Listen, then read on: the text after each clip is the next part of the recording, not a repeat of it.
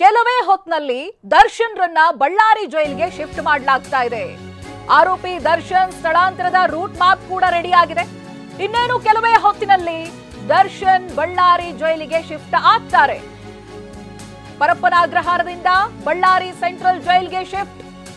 ಕೆಲ ಗಂಟೆಗಳಲ್ಲಿ ದರ್ಶನ್ ಅನ್ನ ಬಳ್ಳಾರಿ ಜೈಲಿಗೆ ಶಿಫ್ಟ್ ಮಾಡಲಾಗುತ್ತೆ.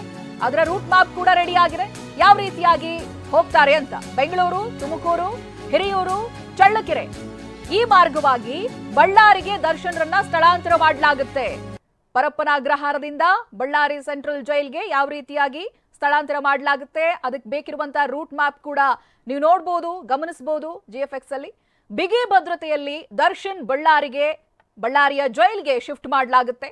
ಬೆಂಗಳೂರು ಟು ಬಳ್ಳಾರಿ ಒಟ್ಟು 6 ಗಂಟೆಗಳ ಕಾಲ ಪ್ರಯಾಣ ಇದೆ. 6 ಗಂಟೆಗಳ ಪ್ರಯಾಣದ ದಾರಿ ಇದು. ಸಂಜೆ ಬಳ್ಳಾರಿ ಸೆಂಟ್ರಲ್ ಜೈಲನ್ನ ಸೇರ್ತಾರೆ ದರ್ಶನ್. ಇನ್ನೇನು ಕೆಲ ಕ್ಷಣಗಳಲ್ಲಿ, ಕೆಲ ಹೊತ್ತಿನಲ್ಲಿ ಅವರನ್ನ ಶಿಫ್ಟ್ ಮಾಡಲಾಗುತ್ತೆ ಬಳ್ಳಾರಿಗೆ.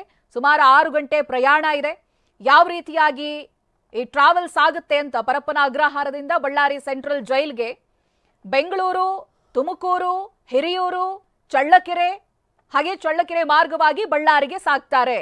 ನೀವು ಆ ರೂಟ್ ಮ್ಯಾಪ್ ಅನ್ನ ಗಮನಿಸಬಹುದಾಗಿದೆ.